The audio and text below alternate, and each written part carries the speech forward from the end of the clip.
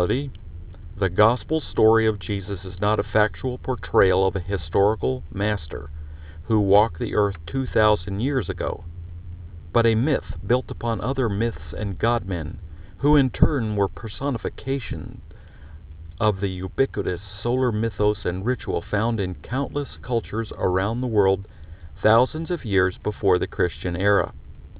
As such, the tale served to amalgamate the numerous religions, cults, and sects of the Roman Empire and beyond, to create a state religion that was promulgated through forgery, fraud, and force. And that appears on page 407. Now, James did not agree. In the 1926 Lost Continent of Mu, Motherland of Man, on page 313, he explicitly states his belief in the corporeal existence of Jesus when he writes, "Christ was placed on earth as an example for man, to teach and to show what man must eventually become." If that is not enough, in his April 1931 lecture before the American Society for Psychical Research, James Churchward states that he saw written records in a Himalayan monastery about Jesus, and even quotes a written record about the early life of Jesus. James Churchward did believe in the corporeal existence of the historical person named Jesus, and acknowledged him as a master. The author in question chose to select passages where James' credibility and prestige could sway the reader. That James' theory did not weigh heavily enough to be included elsewhere is of no concern. James tried to establish evidence for the source of a highly advanced civilization that could bind humanity together. The author's written text labors to prove that a common belief among Christians and Muslims is a hoax, that a symbol representing goodness and mercy is actually selfish and evil and never existed. If the only book I had to pick with her was that she cherry-picked passages to support her theories, then she was in good company with James. However, the outrage just begins there. In this supposedly scholarly work, the author's choice of quotations from James' works attempts to persuade the reader to accept evidence that is contrary to the theories espoused by James. I know the listener will want examples, so let's give it a go. On page 114, to indicate that Jesus and Osiris were the same characters displaced by time, the author states, as Colonel Churchward naively explains, the teachings of Jesus and Osiris are wonderfully alike. Many passages are identically the same word for word.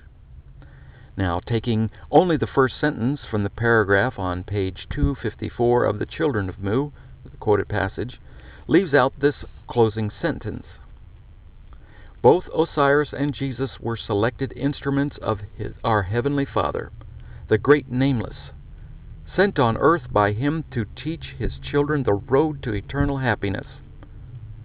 James believed that Osiris and Jesus physically existed and did not ascribe to the theory that they were only a myth, which is the conclusion to be drawn from her reference. This is an outrageous abuse of James Churchward's written works. On page 387, the author uses a passage from the 1931 Lost Continent of Mu. The end of the quoted passage leaves off the following sentence. The rest of the chamber reminded the adept of what he passed through. He now emerged from the tomb.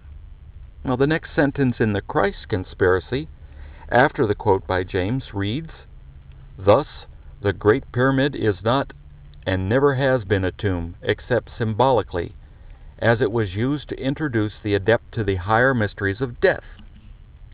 Now, James called the Great Pyramid a tomb. In the text, the author chose to leave out.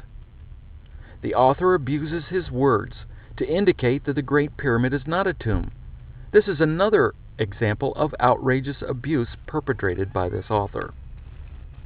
Such scholarship calls out for the other 98% of the references to be checked and verified by the reader before the author's statements can be believed, especially since both examples clearly demonstrate the willingness of the author to take statements out of context when James' intent was quite different.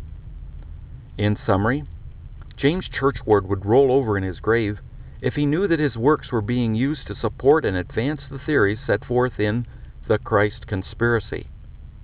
Whether or not I agree with the views espoused by James or Acharya S. does not enter into the discussion.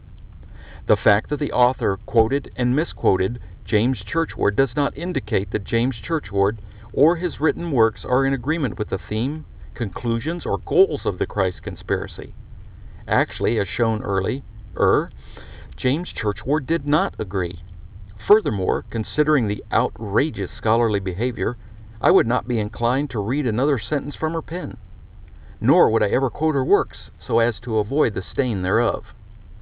If you believe that the author's work did not deserve this scrutiny, or that I have somehow offended someone's sensibilities or, heaven forbid, been politically incorrect, please leave a comment on the my-moo.com blog.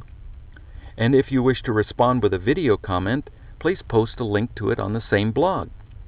Angry or insulting comments will be ignored and perhaps removed.